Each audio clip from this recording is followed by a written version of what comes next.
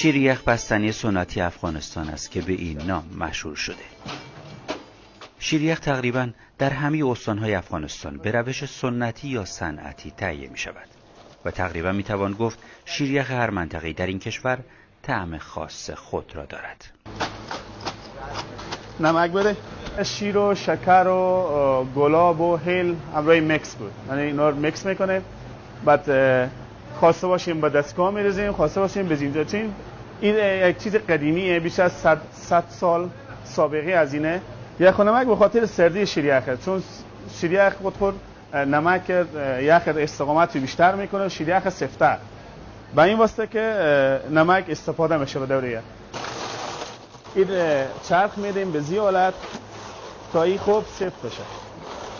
مردم افغانستان از جمله اینجا در شهر هرات علاقه خاصی به شیریخ دارند.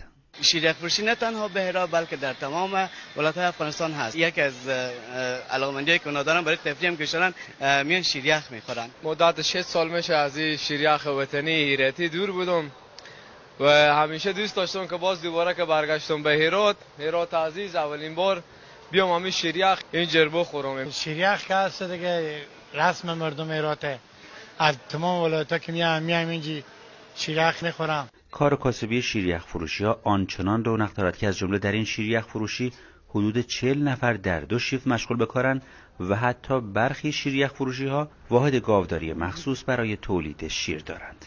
جاله قدیمی و همین شیریخ ما خیلی قدیم، بیش از 100 ساله. یک قاشق سرشیر ما شیریخ مخصوص آماده.